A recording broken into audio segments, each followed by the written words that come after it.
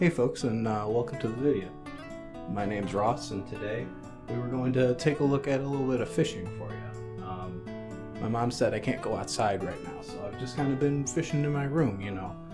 It's turned out all right so far. Take a look what I caught. Oh, I actually got another little catch right now, so if you could be just a little bit quiet. Come on.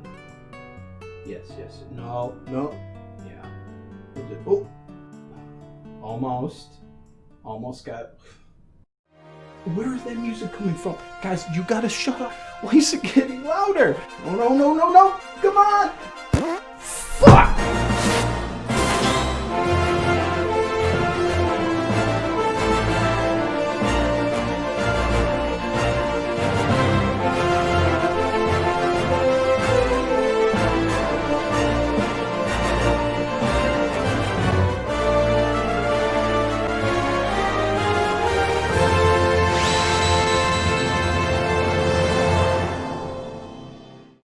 Fishing has been with us humans for millennia. It's that classic Buddhist saying of you can't lead a man to water because they won't stop fishing. Or whatever. Something about this wondrous activity has allowed it to stick with us through hundreds of thousands of years.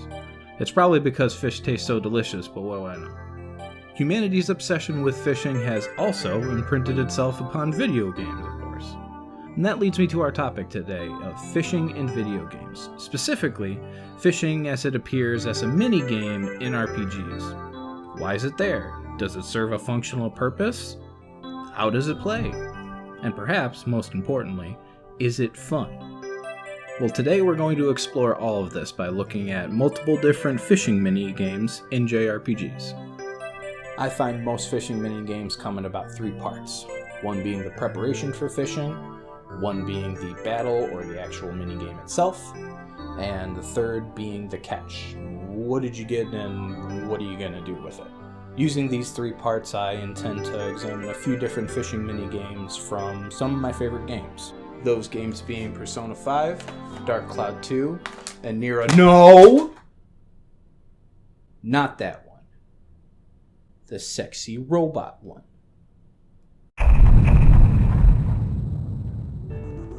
So let's talk about prep. That would be things like equipment, bait, research, and choosing where you can fish. Now, of course, this is different in every game, so I wanted to look at a few that stick out to me, starting with Dark Cloud 2. Dark Cloud 2 is a fun and colorful action JRPG on the PS2 developed by Level 5, the folks that would later give us the Ni no Kuni series.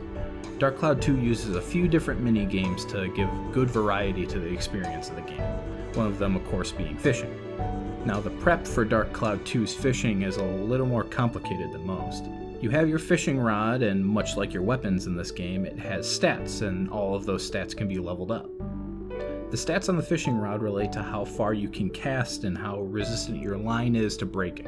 Now you could also choose your bait, of course, and in this game it has about 8 or 9 different baits that you can use to attract all different kinds of fish in all different kinds of areas of the game. And the different areas in the game pertain to pretty much every dungeon map that the game has, because almost all of the bodies of water in this game can be fished. There's a lot of choice in your fishing prep in this game, and it only gets deeper from there. Holy shit! Persona 5 also has a good amount of prep to the fishing. You can purchase a better rod, specific baits for specific fish, and there are books that improve your fishing as well as raise certain stats that also enhance your fishing skills. After reading a book, you can use your third eye sense and see if any of the fish in the water have a tag on them, which gives you double points upon the catch. Getting a better fishing rod gives more margin for error while you're catching.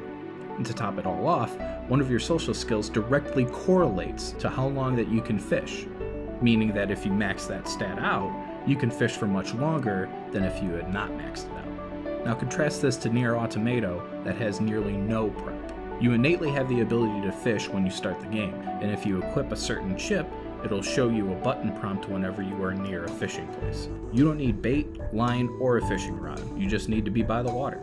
Now there's a good amount of water in several areas of this game, so at the very least it gives you a good amount of scattered opportunities to just sit back, relax, and catch some fucking steel barrels, and kill where is that? Where is that it? That single pixel. That's all right. That's it. That's it. How did we even get here? So you got your gear, you picked your spot, you got your dip and your Budweiser, and now we get to the good shit. Yeah. You know. Weed.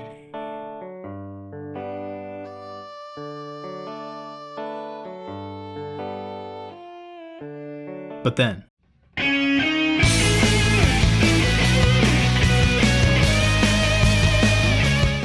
you finally hook that sucker, and you start reeling.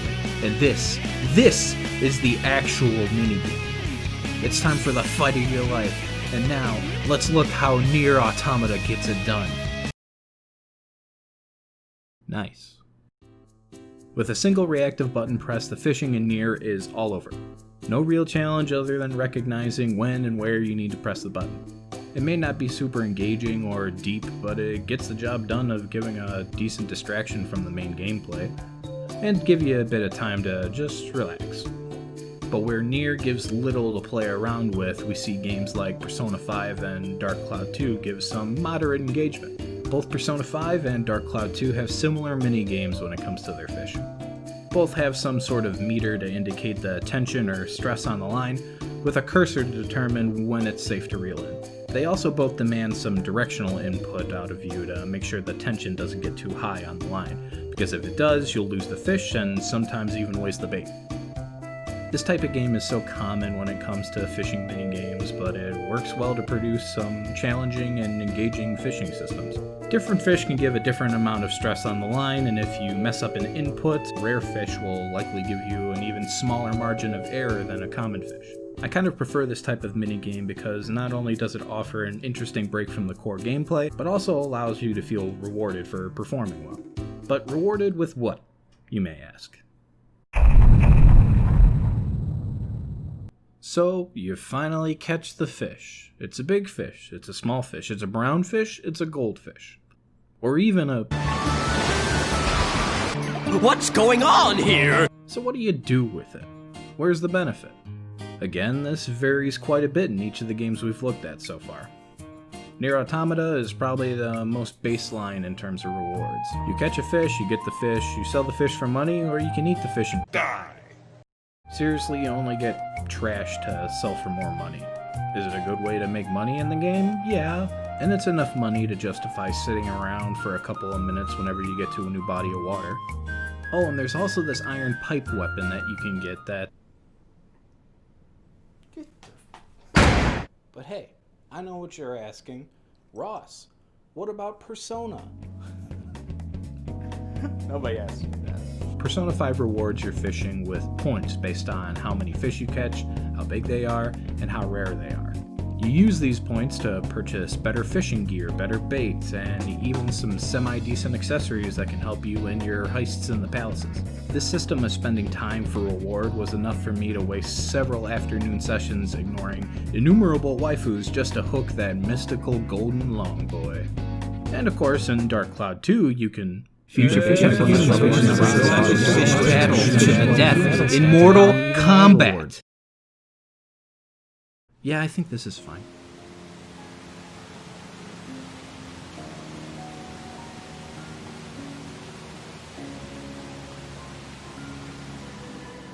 RPGs are some of the longest, deepest, mechanically dense, and feature-rich games out there. They have so many different reasons to draw you in, being it the gameplay, the world, the characters, the lore, so why even toss in these goofy side games? I can't say for sure. I don't think it's just for the sake of variety. I think it's because when you have a game that has a 40-hour plus long main story with themes that deal with personal struggles and societal injustices or nihilism, it's important to have a break from that, and not one that just wastes your time a bit, but one that rewards your time spent by giving you a boost on your way to change the hearts of the empowered sociopaths. Travel the world to rebuild it, and trying to find your lost mother.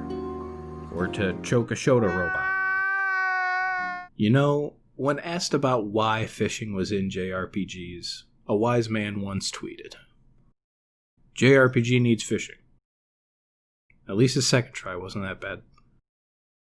Anyway, what I'm trying to say is, there's a balance between the mundane and the serious that needs to be struck in these types of activities. The Yakuza games are a great example of this. Those games are some of the darkest, most mature, and most serious and sincere games I've ever experienced from a narrative standpoint. And I'm sure you have seen all of the absurd and stupid side content that these games have in spades.